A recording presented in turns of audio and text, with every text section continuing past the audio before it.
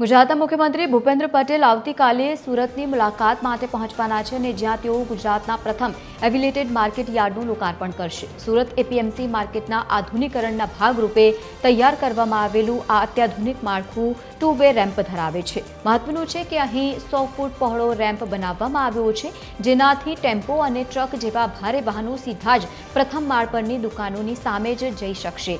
આ વિશિષ્ટ સુવિધાથી કૃષિ પેદાશોને લાવવા અને લઈ જવા માટે સમયનો બચાવ થશે, ટ્રાફિકની સમસ્યા હળવી થશે અને જણસો સીધી જ વેપારીઓની દુકાન પર જ ઉતારી શકાશે। માર્કેટની વિશેષતાની વાત કરીએ તો જે રીતે એરપોર્ટ પર જઈએ છીએ તો પ્રથમ રેમ્પ ચડવાનો એ રીતે ચડવાનો રેમ્પ છે। ઉપર 108 સ્ટોલ છે। એ સ્ટોલની અંદર આપણે પીવાની પાણીની સુવિધા, શૌચાલય, કેન્ટીન અને ખાસ કરીને જે લિફ્ટ છે ગુડ્સ અને પેસેન્જર, એ લિફ્ટ દ્વારા વાહનો ઉપર ટેરેસ પર પાર્કિંગ થવાના છે।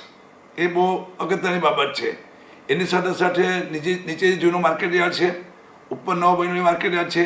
એની અંદર જે પણ ખેડૂત મિત્રો, વેપારી મિત્રો, ટ્રક ચાલકો અને ફેરિયાઓ એ જ્યારે માર્કેટ યાર્ડમાં આવે અને એને કંઈ મુશ્કેલી પડે આરોગ્યની, એવા સમયમાં ફ્રી આરોગ્ય માટેનો દવાખાનું અમે ચાલુ કર્યું છે હમણાં।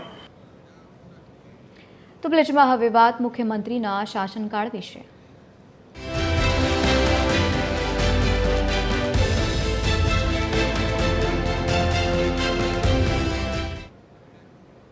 આજે મુખ્યમંત્રી ભૂપેન્દ્ર પટેલના શાસનકાળના 3 વર્ષ પૂર્ણ થયા છે। 156 બેઠકોના ઐતિહાસિક જનસમર્થન સાથે ગુજરાતના 18મા મુખ્યમંત્રી તરીકે શપથ લીધા બાદ મુખ્યમંત્રી ભૂપેન્દ્ર પટેલે ગુજરાતની વિકાસ યાત્રાને સતત આગળ લઈ ગયા છે અને સુશાસન, સેવા અને વિકાસના નવા ધોરણો સ્થાપિત કર્યા છે।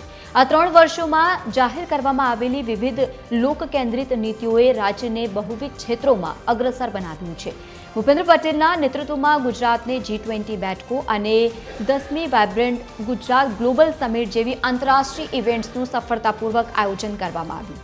વાઇબ્રન્ટ ગુજરાત સમિતિની સફળતાને વધુ વ્યાપક બનાવવા અને રાજ્યની પ્રાદેશિક ક્ષમતાઓને પણ વૈશ્વિક સ્તરે ઉજાગર કરવા માટે મુખ્યમંત્રીના માર્ગદર્શન હેઠળ ગુજરાત સરકારે પ્રથમવાર રાજ્યના 4 પ્રદેશોમાં ઉત્તર ગુજરાત, દક્ષિણ ગુજરાત, મધ્ય ગુજરાત, કચ્છ અને સૌરાષ્ટ્રમાં વાઇબ્રન્ટ ગુજરાત રિજનલ કોન્ફરન્સનું પણ આયોજન કર્યું હતું।